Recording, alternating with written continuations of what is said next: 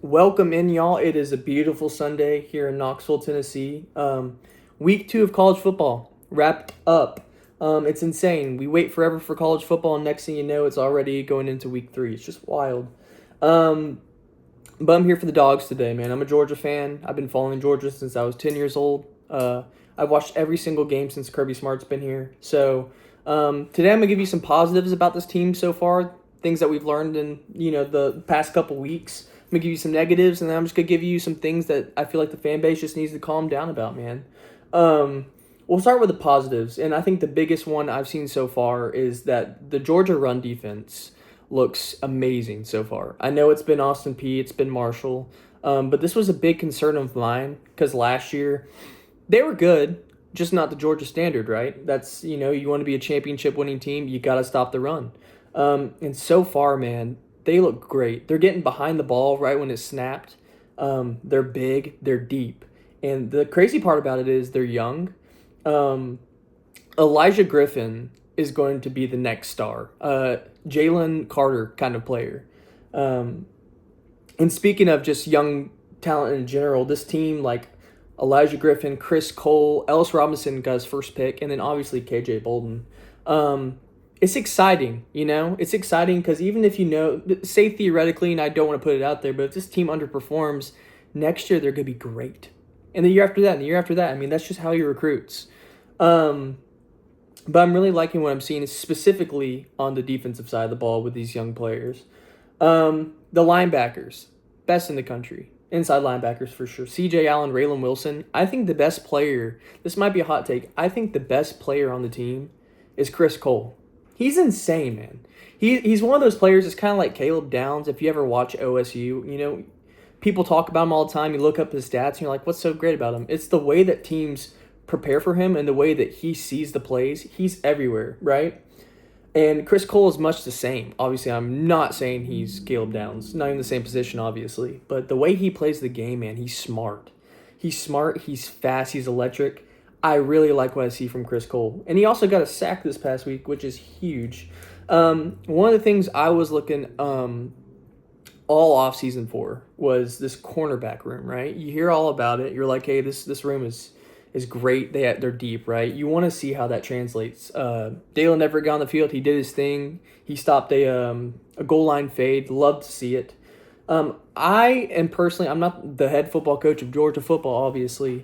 Ellis Robinson, to me, kind of proved that he is ready for the next step, and he needs reps, man. He's a coverage machine. Man coverage, zone coverage, he's insane. He needs to work on his physicality. We all know that. We've heard that all offseason, but he just needs the reps. You need a guy like this for some of these air raid teams. Teams like, Tennessee's going to try to run the ball next week, but as soon as they don't, you need an Ellis Robinson out there. And then obviously we kind of touched on it. Another positive of this team is we have KJ Bolden. It's very nice to have safety, no pun intended, with KJ Bolden run your unit, man. He's great. He's a flyer. He attacks the ball. Him and Chris Cole both have kind of that closing speed that you're looking for those kind of players, man. So let's go ahead and move on to the other side of the ball. Because defense is defense. It's Kirby Smart. It's always going to be a positive of his team. The running back room is deep, and they are good. Has anybody shown me that they're great yet? Excuse me, not necessarily. Obviously, Nate Frazier can do his thing, but ball security, man. You can't fault the kid for making a mistake. It was a trend last year. We don't want to make it a trend this year. Hold on to the ball, young man. I really like what I've seen from Dwight Phillips. I know it's scary putting a kid. I think what was he, 5'10", 175, so you don't want to get him hurt. But my goodness, he needs more touches, man. He needs more touches. He needs more touches before the 50-yard line to break off these 60-yard, 70-yard runs, man. Electric plays is what this team needs. I'll say this about the offensive line. It's probably the only good thing I'll say so far. They're good in the run game. They, especially like Juan Gaston last week, if anybody really paid attention to the line. The passing protection wasn't amazing, but they know how to run the ball. They're doing a good job. They're big. They're physical. Monroe Freeling, great. Ernest Green when he's healthy, great. Juan Gaston in the run, huge, great. They'll continue to get better. throughout the season. They just need to become one. You know, that was kind of the thing last year. There was not a lot of like, we are one team, you know? That offensive line is decent in the run so far. And another thing that's not talked about because it's one of the more boring parts of the game, special teams, right? Overlooked always, every year. Georgia has probably one of, if not the best special team units in the entire game. Zach Branch, we haven't seen a lot because, you know, not a lot of teams are doing kicking the ball against us yet, or punt returns that are returnable. He's electric. Brett Thorson's back, probably one of the best punters in the league. You just have the talent. Georgia puts some of their best players on special teams. Not a lot of people do that because they don't want their teams to get hurt. But that's how important it is, you know? If theoretically next week it's a 20-20 game in the fourth quarter and we got this kicker coming out, or like we're punting or we're receiving a punt, this is where this comes in. Special teams has been fantastic. And another thing is, they haven't been utilized yet, but we have some receivers that are just playmakers. Get the ball in their hands, man, you know? Zach Branch, obviously, we saw it at Marshall. Colby Young this past week, you know, he's getting yards after catch. Still haven't seen too much of Noah Thomas, but in due time, right? In due time. This offensive playbook's going to open up soon. We'll see some more of it. Just relax on that part. We're going to go ahead and get into these negatives that I have noticed. And this is kind of the big one that a lot of people have seen. Gunner is lacking the confidence, I think, just looking at it, to throw the ball down the field. Now, in the first game, I was very enthused because I saw when Gunner, you know, dropped back in the pocket, he was making his progressions, right? He wasn't necessarily, they weren't throwing sails or anything. They weren't doing anything crazy, but he was boom, boom, boom, right? This past week, you didn't see that. I don't know if that's Bobo or Kirby saying, hey, you see the first read, you take it. We don't want to show anybody anything. Could be the case, you know. I'm not necessarily sure, but there were plenty of instances this past week. I can think of 3. First play that I remember was, I think it was trips left. You have Colby Young on the right side here by himself, butt naked, runs a great route, butt naked, but, you know, Gunner's looking this way. I'm not going to fault him. You know, you're kind of taught as a quarterback to be like, hey, you know kind of the general direction that you're trying to get to, the reads that you're trying to make. I'm assuming that right side was probably his last read. The big one was there was a big post towards the end of I think it was third quarter, if I remember correctly. Gunner just didn't see him. He was butt naked. Just butt naked. Eyes were not down there. That one concerned me because you're not going to win against the Tennessees, the Bamas. Say what you want about Bama. You're not going to be Bama doing that. Got to be able to use our eyes to see what all we have, right? Read these defenses. Maybe mentally you're just like, oh, they're just dropped back in these soft coverages. Nothing's going to be open. Still got to check, right? Still got to check. And the last one was Gunner was rolling out, I believe, on a second or third down. I think it was third. Rolling to his left. London Humphreys is open.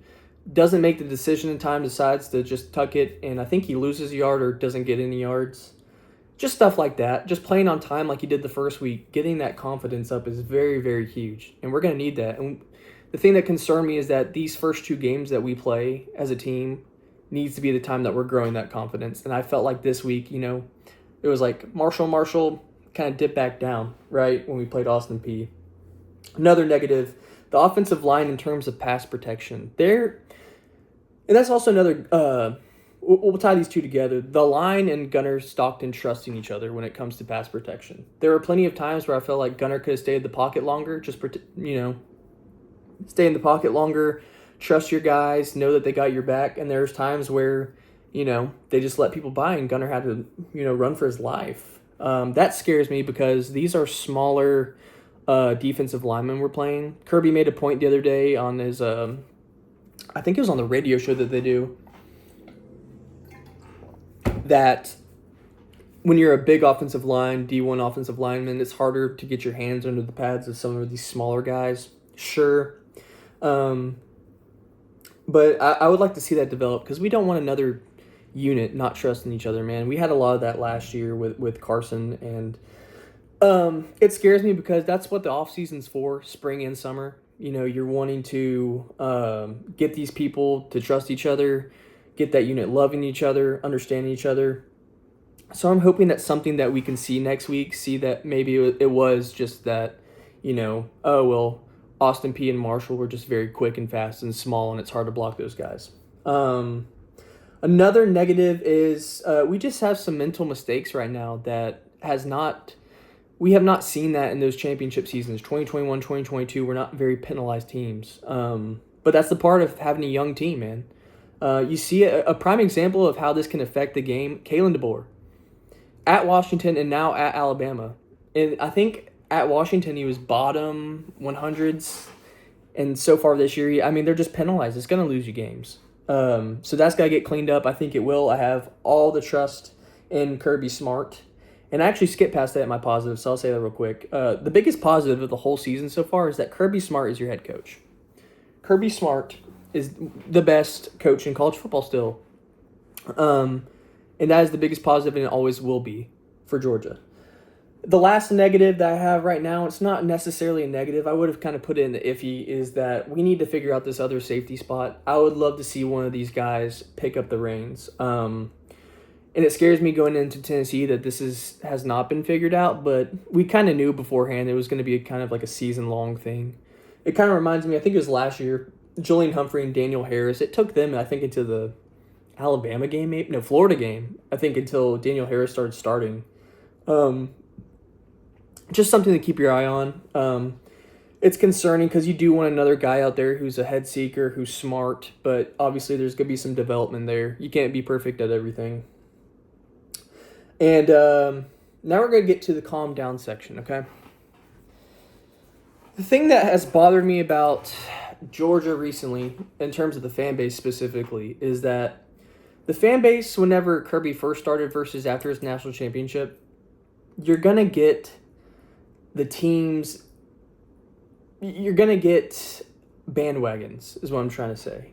People that don't really know ball, people that just, this, that, and the other, or this is the problem. You don't know ball. Mike Bobo, when he had talent, I know it's generational players, Brock Bowers, Ladd McConkey, Carson Beck, you can hate him if you want to. I'm not going to. I think Georgia fans should be only wishing the best for him. Carson Beck can layer the football. You had Brock Bowers. In 2023, I believe, somebody would have to fact check me, Bobo statistically did better than Todd Monken in terms of total yardage, I believe. So when he has the pieces, when the guys trust Bobo, when Gunner develops his confidence, you're going to start seeing a team that layers the ball. And another thing is, a lot of people that don't know ball they're not opening the playbook against Marshall and Austin P. The reason why you saw so many screens, and I do believe I am part of the majority, still too many screens, right? Still too many screens. Just because you have a playmaker does not mean get it out to him, see what he can do with it 24/7. I agree with that part. But the reason why you're seeing so many as of recent is because you don't want to show teams like Tennessee and Bama, the next two teams you play, that your full playbook. It's dumb. So, the offense looks a little basic right now, and part of that is Gunner not trusting himself, but it will develop, guys. I mean, Gunner is still his fourth game, right? And that's the thing. I think there's just too high of expectations for him to perform like Carson did in terms of throwing the football. It just was never going to be a thing. Gunner can beat you with his legs. Carson couldn't do that, which is why the run game has looked good thus far, is because now that you have a QB that could be a dual threat, teams aren't overcommitting to your running backs, right? So I just think people need to calm down. If you see this stuff next week against Tennessee and Bama the following week, or I guess there's a bye week, if you see the same stuff you saw today against those teams, screen, slant, then you can start saying, okay, we do have an issue. And it would still be more of a Gunner issue than it is a Bobo issue. Bobo can only do with Gunner what he can, right? And also, another thing is, guys, 2021 Kent State, same kind of game. And then 2022, was it Samford? I think Samford was a shutout, but still, offensively wasn't great. Kirby has a game like this every year. You would rather it be this team than Tennessee, right? You want them to play their worst game. They come into these games wanting to fix things, guys. They're scripted plays. They're not too concerned about winning the game by 70 or 6 or anything. They're trying to fix the little things so they can go on to the next week, Tennessee, and clean that up, right? And another thing is, guys, the last thing I have on the calm down section is the parity in college football, right? Georgia's not going to be 2022 Georgia, 2019 LSU, 2020 Alabama because NIL. Players are spreading out. They're getting paid. They're not going to be as deep. That's why Georgia's so great this year, in my opinion, especially defensively, because of how deep they are. A lot of teams can't say that, guys. This team is still really good. They're young. So offensively, do I think they're going to be the greatest throwing team ever? No, but I think you're going to start seeing some plays called definitely at Tennessee and Alabama where you're like, okay, this is what Bobo was saving Gunner for. This, that, and the other. Will Gunner miss some throws here and there? Will he miss some reads? Absolutely. He's still only a 4-time starter. We're going to see a lot about this team next week offensively, I feel like. I think defensively, I'm very, very certain they're going to play well. Kirby will have them ready. Offensively, we are going to see what Gunner's made of. And I'm just saying, calm down. Let's give it this week, right? We can start talking a little bit more in depth next week if the Tennessee game is abysmal, God forbid. And then especially at the Alabama game, if you're seeing a lot of the same kind of stuff, then we can start having those conversations, guys. But I promise you, happens every year. Just relax. And we're going to see what this team's made of, all right? Thanks for tuning in. We will see you guys next week for another Georgia update. I hope you guys have a good one.